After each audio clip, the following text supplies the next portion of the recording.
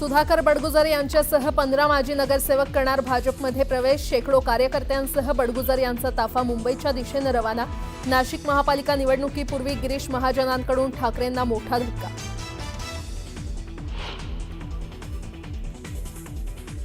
हिंदुत्वासाठी कोणी येत असेल तर त्यांचं स्वागत। एकेकाळी सुधाकर बडगुजरांचा कडाडून विरोध करणाऱ्या नितेश राणेंनी बदलली भूमिका। नितेश राणेंच्या वक्तव्यानं चर्चांना उधाण।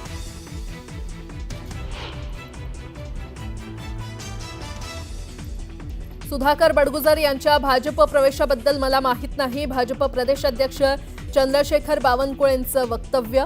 बावनकुळेंच्या वक्तव्यामुळे बडगुजर यांच्या प्रवेशाबद्दल संभ्रम वाढला। केंद्रीय गृहमंत्री अमित शहा 2 दिवसीय महाराष्ट्र दौऱ्यावर। 20 आणि 21 जून रोजी मुंबई आणि पुण्यातील कार्यक्रमांना लावणार हजेरी।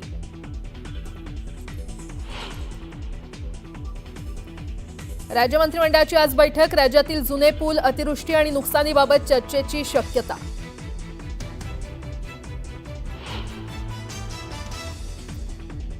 लाडकी बहिणी योजनेनंतर वारकऱ्यांसाठी पुन्हा एकदा निधी पळवापळवी। वारकरी दिंड्यांच्या अनुदानासाठी सामाजिक न्याय विभागाचा निधी वळवला।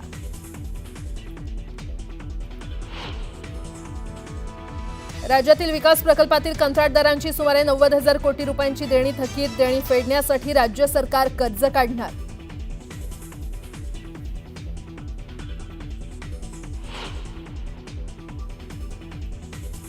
गुजरातमधील अनेक शहरांमध्ये पावसाचा कहर। मुसळधार पावसामुळे नद्यांना पूर। नदीकाठच्या नागरिकांना सतर्कतेचा इशारा।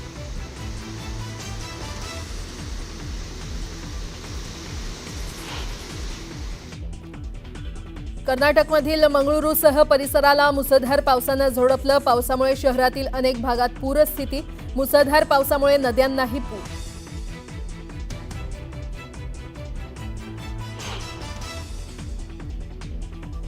आणि सॅन फ्रान्सिस्कोहून मुंबईला जाणाऱ्या एअर इंडियाच्या विमानात तांत्रिक बिघाड। प्रवाशांना कोलकाता विमानतळावर उतरवलं।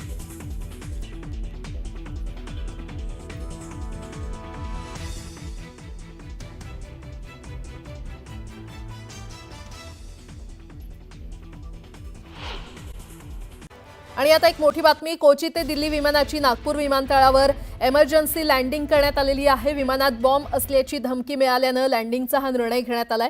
इंडिगो कंपनीच्या विमानात 157 प्रवासी असल्याची माहिती मिळते।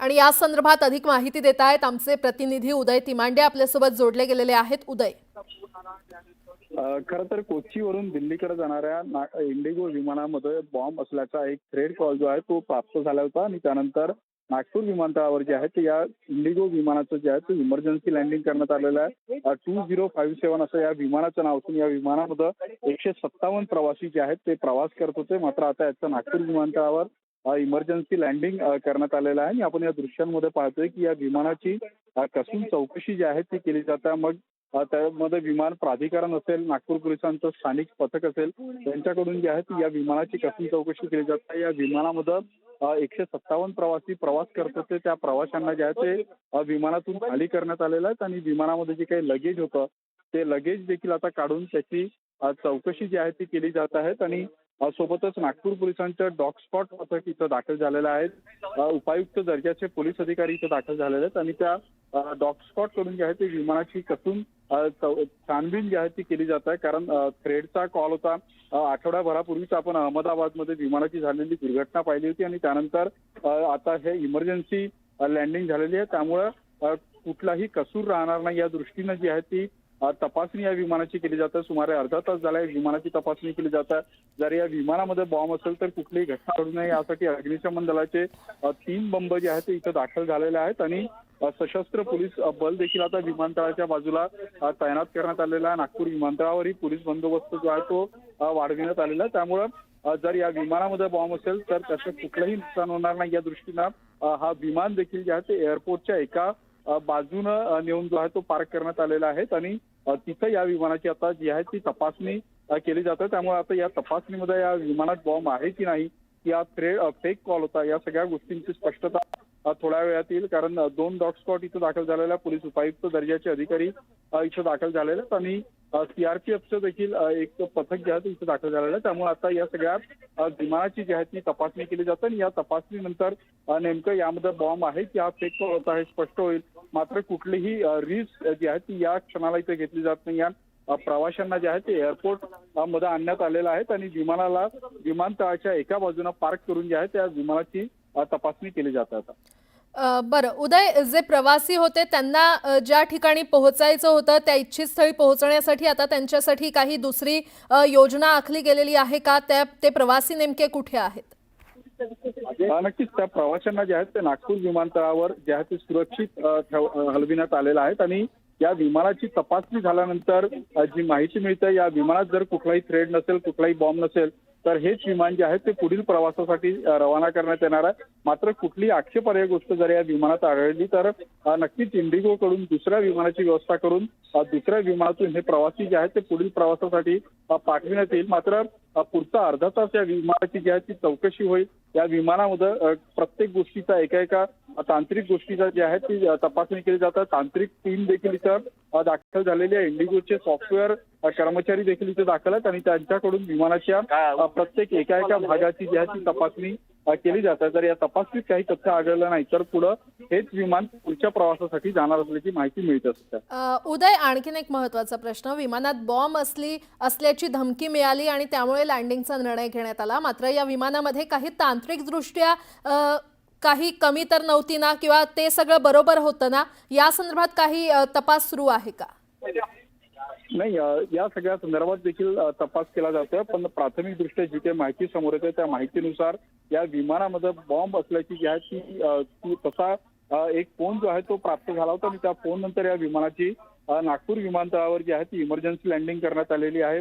इमर्जन्सी लँडिंग करत असताना परंतु तरी कुठलाही तांत्रिक या विमानामध्ये घोळ आहे अद्याप समोर आलेलं नाहीये. त्यामुळे आता ज्यावेळी इंडिगोचे कर्मचारी आणि स्थानिक पोलिसांचं पथक या सगळ्या विमानाची तपासणी करतील आणि या तपासणीमध्ये समजा असा काही तांत्रिक घोळ समोर आला तर नक्कीच हा विमान इथं थांबवून जे आहे ते पुढील प्रवासासाठी पाठवणार नाही. मात्र जर या विमानामध्ये जर काही तांत्रिक बिघाड असेल किंवा काही बॉम्ब सदृश्य वस्तू असेल तर नक्कीच हे विमान इथं थांबवण्यात येणार आहे आणि प्रवाशांना पुढच्या प्रवासासाठी जे आहे ते दुसरं विमान उपलब्ध करून दिलं जाणार. बरं, मात्र हा बॉम्ब असल्याची धमकी मिळाल्याचा फोन नेमका कुणाला आला होता, कधी आला होता, त्या संदर्भात काही कळू शकलंय का? आणि कुठून आला होता हा फोन?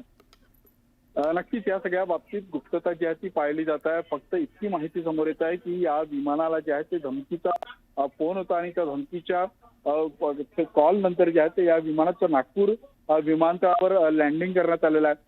हा फोन इंडिगो कंपनीला होता की नागपूर विमानतळाला होता याबाबत अद्याप कुठलीही स्पष्टता जी आहे ती आलेली नाही आहे. मात्र जी माहिती मिळते त्या माहितीनुसार इंडिगो कंपनीला अशा पद्धतीचा फोन आला होता की या विमानामध्ये जे कोची ते दिल्लीपर्यंत प्रवास करतात त्या विमानामध्ये बॉम्ब आहेत आणि त्यानंतर खबरदारीचा उपाय म्हणून हे विमान जे आहे ते नागपूरला डायव्हर्ट करून नागपूर विमानतळावर याची सेफ लँडिंग करण्यात आलेली आहे आणि या लँडिंग नंतर आता या सगळ्या प्रकरणाचा तपास जो आहे तो केला जातोय. विशेष म्हणजे नागपूर पोलिसांचं स्थानिक पथक देखील इथं दाखल झालेलं आहे आणि त्यांच्याकडून देखील आता या सगळ्या प्रकरणाची जी आहे ती तपासणी केली जाते. उदय, अपडेट घेत राहू. तुर्तास धन्यवाद.